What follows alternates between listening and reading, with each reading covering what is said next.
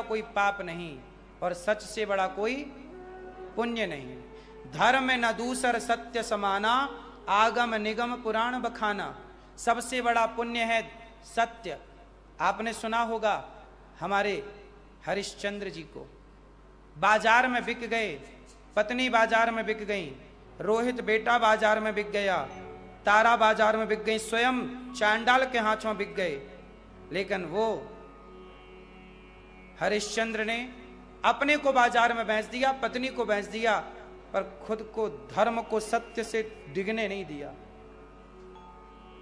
पूरी कहानी जानते हो उनकी? पूरी कथा जानते हो? थोड़ी सी जानते हो? मैं थोड़े ही शब्दों में उनकी पूरी कथा सुनाता हूं, समझिएगा। हरिश्चंद्र नाम के एक राजा थे। ये राजा हैं राम के पूर्वज। बहुत ध्यान से सुनिएगा, बहुत सावधानी से सुनिएगा। राम भगवान के पूर्वज हुए हैं हरिश्चंद्र, जो दशरथ जी के भी पहले, उनके पिता के भी पहले हरिश्चंद्र नाम के एक राजा हुए। उनकी पत्नी का नाम था तारा, उनके पुत्र का नाम था रोहित। 5 साल का बेटा था। एक दिन क्या हुआ कि स्वर्ग में सभा लगी। स्वर्ग में सभा में बहुत सारे ऋषि लोग गए, सप्तर्षि गए। उन सप्तर्षियों में कौन कौन था? कश्यपोत्री वशिष्ठ विश्वामित्रोच गौतमा जमदग्निर भरद्वाज। ये 7 ऋषि गए। उनमें थे वशिष्ठ जी और विश्वामित्र जी। जब विश्वामित्र जी और वशिष्ठ जी स्वर्ग में बैठे तो स्वर्ग के राजा इंद्र ने कहा कि बताओ इस धरती पर, मृत्यु लोक पर सबसे बड़ा सत्यवादी कौन है, सबसे बड़ा पुण्यात्मा कौन है? तो वशिष्ठ जी ने कहा कि मेरा चेला है, क्योंकि राम के पूर्वजों के सबके गुरु वशिष्ठ जी रहे। अयोध्या में सूर्य वंश के गुरु कौन रहे? वशिष्ठ। तो वशिष्ठ जी ने कहा कि मेरा चेला है इस समय, अयोध्या का राजा है हरिश्चंद्र, उसके जैसा कोई सत्यवादी और धर्म का रक्षक नहीं है, पुण्यात्मा नहीं है। तो विश्वामित्र जी बिगड़ गए। विश्वामित्र जी बोले नहीं, आप गलत कह रहे हैं, थोड़ा तो लोभ होगा उसके अंदर, थोड़ा तो पाप होगा, मैं परीक्षा लेता हूं। तो विश्वामित्र जी गए, हरिश्चंद्र के पास गए, कहा हरिश्चंद्र मुझे थोड़ा सा यज्ञ करना है, उस यज्ञ में थोड़ा धन चाहिए, क्या आप धन दे दोगे? हरिश्चंद्र बोले गुरुजी ये तो बड़ी कृपा है, आपको जितना धन चाहिए बताइए कितना। तो विश्वामित्र जी ने कहा कि मैं हाथी के ऊपर और सिक्का उछालूंगा, वो सिक्का जितने ऊपर जाएगा उतना धन चाहिए यज्ञ के लिए, उतने सोने का ढेर चाहिए। बात समझो, मैं हाथी के ऊपर, किसके ऊपर? हाथी के ऊपर बैठ करके मैं सोने का सिक्का उछालूंगा और वो सिक्का जितने ऊपर जाएगा उतना बड़ा सोने का ढेर चाहिए। तो हरिश्चंद्र बोले मिल जाएगा, इसमें क्या है, बहुत, हरिश्चंद्र तो बहुत धनी है, मिल जाएगा, यज्ञ करो आप, तैयारी। विश्वामित्र जी बोले मेरा यज्ञ होगा अगले साल, लेकिन आपने देने का बोल दिया, लेकिन एक बात बताओ, मैं इतना धन ले जाऊंगा तो रखूंगा कहां? भाई इतना धन रखो तो सिक्योरिटी लगाओ, कौन मैं ताकूंगा? एक काम करो कि मैं अपना धन आपके पास रखता हूं, तो मेरा धन आप अपने पास रखना, जब मुझे जरूरत लगेगी तो मैं आपसे अपना धन मांग लूंगा। हरिश्चंद्र बोले ना गुरुजी, आपका धन अपने पास रखो, मेरे पास रखने की जरूरत। अच्छा, तो तू अभिमान से भर गया, डांटने लग गए विश्वामित्र जी। अच्छा गुरुजी ठीक है, मैं जब चाहूंगा लेके जाऊंगा, मेरा धन तेरे पास रखा है हरिश्चंद्र, रखना, मैं 1 साल बाद आऊंगा। लो भैया, क्या हुआ कि विश्वामित्र जी के द्वारा ये माया से कन्या पैदा हुई, एक अप्सरा सुंदर। वो आई और हरिश्चंद्र से कहने लगी मेरे से ब्याह कर लो। बोली, माया से बोली कि मैं विश्वामित्र की बेटी हूं। हरिश्चंद्र जी से बोली कि आप बहुत सुंदर हो, मेरे से ब्याह करो। वो मचल गई, मेरे से ब्याह करो, आप राजा हो, आपकी 2-3 पत्नियां हो सकती हैं, एक तारा है, एक मैं हो जाऊंगी। मना कर दिया, नहीं, प्राण जाए पर वचन न जाए। मैंने अपनी पत्नी को वचन दे रखा है कि तेरे सिवा मैं किसी और नारी की तरफ आंख उठाकर नहीं देखूंगा। हरिश्चंद्र ने कहा कि मैं नहीं करता। तो वो लड़की अपने गुरुजी को, पिता को बुला के ले आई। विश्वामित्र जी आ गए। विश्वामित्र जी ने कहा क्यों, मेरी बेटी से ब्याह कर लो, यदि ब्याह नहीं करते तो फिर मैं आपको श्राप दे दूंगा। हरिश्चंद्र बोले गुरुजी चाहे श्राप दे दो, चाहे भस्म कर दो, चाहे मेरा राज्य ले लो, राज्य जाए तो जाए, पर मैं इस लड़की से ब्याह नहीं करूंगा, क्योंकि मैं अपने पत्नी को वचन दे चुका हूं। कि मैं तेरे सिवा किसी पराई स्त्री की ओर नजर उठाकर नहीं देखूंगा। देखो ये वचन के पक्के। और आप लोग कितनी बार पत्नी को आई लव यू बोलते हो, पत्नी मर जाए तो दूसरी को आई लव यू बोलने लग जाते हो। बुढ़ापे में भी दूसरा ब्याह कर लेते हैं बुढ़ऊ। तो अंतर है ना तब में और अब में। तो हरिश्चंद्र का क्या हुआ कि उन्होंने कहा कि मैं तो ब्याह नहीं कर सकता, आप चाहे श्राप दे दो, चाहे मुझे जला के भस्म कर दो, या आप मेरा राज्य। तो विश्वामित्र जी बोले तू अपना राज्य मुझे दे सकता है? हाँ हाँ दे सकता हूं। दे सकता है? दे सकता हूं। दे सकता है? दे सकता हूं। तो ठीक है, अपना राज्य मुझे दे दे। यदि मेरी बेटी से ब्याह नहीं करता तो मेरा अपना राज्य मुझे दे। विश्वामित्र जी ने सारा राज्य ले लिया और कहा कि चल मेरे राज्य से निकल।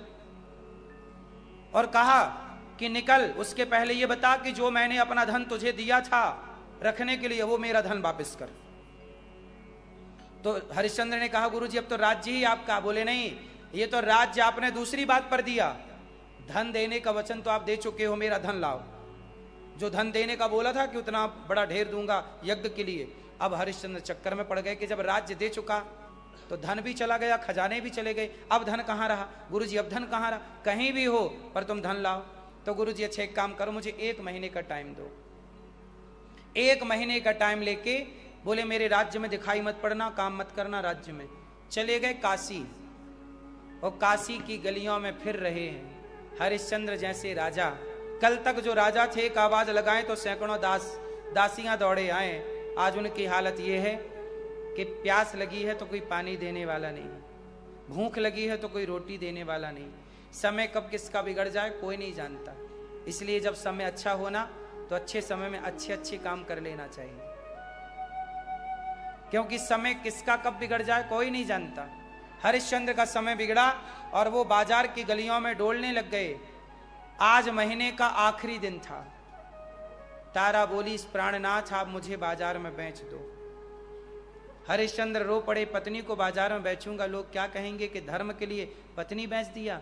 पत्नी बोली प्राणनाथ पत्नी जाएगी तो आ जाएगी, पर धर्म चला गया तो नहीं आएगा, इसलिए मुझे बाजार में बेच दो। अच्छा, बेचने का तात्पर्य क्या है? पहले के लोग ना, पहले के जमाने में इंसान बिकते थे गुलामी के लिए कि मैं आपको खरीद लूं, सारी जिंदगी आपसे काम करवाऊं, उसका फिर पैसा, ये गुलामी। बेचने का मतलब ये नहीं कि उनका शरीर बेच दिया, नहीं। बेचने के 2 अर्थ हैं। आजकल बाजार में लड़कियां बिकती हैं तो वो बिकने का तात्पर्य अलग है, वो वैश्यावृत्ति है, उस भाव से नहीं। बिकने का मतलब है कि इनको सारी जिंदगी काम करवाएंगे दासी के रूप में, ये बिकना है। अब देखिए संयोग से इतना धन देगा कौन? तब भगवान शंकर और पार्वती, काशी है ना तो शंकर पार्वती आ गए। शंकर पार्वती एक ब्राह्मण बन के आए, बोले मुझे दासी की जरूरत है, क्या कोई दासी है? तो हरिश्चंद्र बोले, पत्नी बोली प्राणनाथ मुझे बेच दो। तो कहा ये है क्या, कितना धन मिलेगा? बोले इतना धन मिल जाएगा। शंकर जी ने उतना धन दिया, ले गए। फिर अपने आप को बेचा हरिश्चंद्र ने, बच्चे को तारा के संग भेज दिया। जब दोनों अपने आप को बेच दिए तब इतना धन इकट्ठा हुआ, और अपने को बेचकर वचन के पक्के थे तो धन चुका दिया। जब धन चुकाया, चलो विश्वामित्र जी तो धन लेके चले गए। अब इन्हें यातनाएं कितनी मिल रही हैं, इस यातना के बारे में सोचिए। क्या यातना मिली कि जब तारा झाड़ू लगा रही है, बर्तन धुल रही है, सब काम कर रही है, एक दिन क्या हुआ कि रोहित बगीचे में पुष्प तोड़ने गया, वहां एक सांप ने डस लिया। जब सांप सवेरे पुष्प तोड़ने गया, वो सांप ने डस लिया। बच्चों ने आकर बताया तारा मैया तेरे बेटे को सांप ने डस लिया। तारा दौड़ पड़ी तो पंडितानी ने रोका, ए खबरदार दासी, मेरी आज्ञा लिए बिना चली मत जाना। और वो पंडितानी कोई और नहीं थी, माता पार्वती थी। माता पार्वती बोली पंडितानी बन के, खबरदार दासी, मेरी आज्ञा के बिना चली मत जाना। महारानी मेरे पुत्र की मृत्यु हो गई, सांप ने डस लिया। हाँ हाँ तुझे तो जाने का बहाना चाहिए, कोई तेरा बेटा नहीं मरा, चल काम कर, पहले हमें घर का काम चाहिए फिर तू कहीं जाएगी। इस तरह से दिन भर उसे काम में उलझाए रखा। सोचिए बेटा मरा पड़ा है और वो अपने बेटे से मिल नहीं सकती। क्या है ये? धर्म है ये। तारा बोली कि मैं इनकी दासी हूं, गुलाम, बिक चुकी हूं और बिक गई, अब मेरी मालकिन है, ये जो कहेगी वो करना मेरा धर्म है। आजकल की तो पत्नियां कुछ और पति कुछ, अपने धर्म का आचरण नहीं करते। और वो दासी बनकर धर्म का पालन कर रही। और आजकल की कुछ पत्नियां अपने पत्नी का धर्म का आचरण नहीं करती, कुछ पुरुष अपने पति धर्म का आचरण नहीं करते, पुत्र अपने पुत्र धर्म का आचरण नहीं करते। कुछ अब सुबह से शाम होगी काम करते करते, रात हो गई जब पार्वती मैया सो गई, मतलब पंडितानी सो गई। उस समय पार्वती रूप में नहीं थी वो, पंडितानी सो गई। तब ये गई और आधी रात को जब देखा बच्चा मरा पड़ा, रो पड़ी तारा, हे विधाता तू कौन सी परीक्षा ले रहा है मेरी। मरे हुए बेटे को गले लगाया, उड़ाने के लिए कफन का टुकड़ा नहीं था। जो राजा थे जिनके पास अथाह संपत्ति, आज बेटा मरा तो उड़ाने के लिए कफन का टुकड़ा नसीब ना हुआ। बोले इसे चिता पे जला तो आऊं कम से कम। अंतिम संस्कार तो चली गई काशी, गंगा के तट पर रो पड़ी। हरिश्चंद्र वहीं पे कार्यरत थे। आए हरिश्चंद्र, देवी तुम कौन हो? महाराज मेरा नाम तारा है। हरिश्चंद्र पहचान गए, तारा, तुम तारा हो? महाराज आप कौन हैं? क्या आप हरिश्चंद्र हैं? हाँ। अब तो हरिश्चंद्र की हालत देख के, क्या आप ये क्या कर रहे हैं शमशान में? जब कोई मुर्दा आता तो उसे जलाने के लिए 1 रुपया लेते, वो स्वर्ण मुद्रा उस जमाने की थी। जब तक 1 रुपया नहीं दिया जाता, 1 स्वर्ण मुद्रा, तब तक जलाने की मुर्दे को इजाजत नहीं दिया करते हरिश्चंद्र। कहा महाराज ये पुत्र को सांप ने डस लिया, पूरी राम कहानी बताई। अब रोए तो क्या रोए, कैसे रोए? पत्नी ने कहा कि आप पिता हो, अंतिम संस्कार कर लो। बोले नहीं मैं नहीं कर सकता, पहले आप 1 स्वर्ण मुद्रा दो। सोचिए एक बाप अपने बेटे का अंतिम संस्कार नहीं कर रहा है, बोले धर्म में बंधा हूं, पहले 1 स्वर्ण मुद्रा लाओ, तब अपने बेटे को यहां जलाने की मैं इजाजत दूंगा, जबकि खुद का बेटा है। आप बताओ क्या इस तरह से आज लोग धर्म से पैसा कमा रहे हैं? आजकल लोग अपने बच्चों के लिए कितना झूठ बोल रहे हैं। अपने बच्चों के लिए आप दूसरों के बच्चों की थाली से रोटियां चुरा रहे हैं, छीन रहे हैं। भ्रष्टाचार क्या है? यही तो भ्रष्टाचार है। केवल अपना पेट भरने के लिए आपने दूसरों के बच्चे से, गरीब मजदूर आदमी आ जाए उससे भी लोग पैसा मांग लेते हैं। हाँ या ना? भ्रष्टाचारी लोग नहीं। हरिश्चंद्र ने कहा कि जाओ पहले पैसे लाओ। अब देखिए रात के 2 बज रहे थे, 2-3। अब तारा गई कि मालकिन से कहेगी कि बेटा मर गया है, चिता पे जलाना है वरना कौआ खा जाएगा उसके शरीर को, तो 1 रुपया दे दो, मालकिन दे दो। तो वो चली और मालकिन के घर में पहुंचती कि संयोग देखिए मालकिन के घर में चोरी हो गई। और चोरी हो गई तो चोर तो नहीं पकड़े गए, द्वार पर ये पकड़ में आ गई। तो मालकिन बोली कि यही चोर है, मेरी नौकरानी मेरी दासी चोर है। राजा के पास ले गई रात के 3 बजे। बोले राजा साहब जागो, दरवाजा खोलो, ये देखो चोर पकड़ा गया। चोर, राजा ने इजाजत दे दी, जाओ इसे मृत्यु दंड दे दो, सिर काट दो। तारा को बांध लिया, पूरे नगर में घुमाया। बोले चोर नहीं है ये, चोरी की है। और ले गए। कहां ले गए? राजा का डॉम था वही जिसने हरिश्चंद्र को खरीदा। कहा कि जाओ इस महिला का सिर काट दो। संयोग देखिए हरिश्चंद्र के पास ले गए, हरिश्चंद्र को तलवार दे दिया डॉम ने, जिसने हरिश्चंद्र को खरीदा था। कहा कि ले, राजा का आदेश है इसका सिर काट दे। अब राजा हरिश्चंद्र के हाथ में तलवार है और सर किसका काटना है? पत्नी का। और पुत्र ऑलरेडी मरा पड़ा है, अभी उसका अंतिम संस्कार नहीं हुआ। हरिश्चंद्र तलवार लिए, और आज्ञा किसकी है? उस मालिक की जिसने खरीदा है। और आज्ञा का पालन करना धर्म है, नहीं करते पालन तो अधर्म होगा। ये देखो धर्म की परिभाषाएं क्या है। आजकल लोग कहते हैं यार कौन करे सब धर्म, मैं नहीं करता धर्म का पालन। आदमी बेईमान होना पसंद करता है पर धर्म के रास्ते पर चलना पसंद नहीं करता। धर्म थोड़ा कठिन तो है साहब। आजकल लोग सरल रास्ता अपनाते हैं, शॉर्टकट। धर्म थोड़ा कठिन है। राम जिस रास्ते पर चले वो कठिन था कि रावण जिस रास्ते पर चले वो कठिन था? हाँ, धर्म का रास्ता थोड़ा कठिन है। राम जिस पर चले वो धर्म है और रावण जिस पर चला वो अधर्म है। आज रावण के रास्ते पर लोग चल रहे हैं, लेकिन रावण के रास्ते पर चल के पाओगे क्या? क्या पाओगे? किसे मुंह दिखाओगे? मरने के बाद भी तुम्हारा मुंह कोई देखता है, किसे दिखाओगे? क्या कहोगे? क्या करके आए हो? चोरी करके आए हो, भ्रष्टाचार करके आए हो, बेईमानी करके आए हो, क्या करके आए हो? हरिश्चंद्र को तलवार दी गई, काट दो सिर।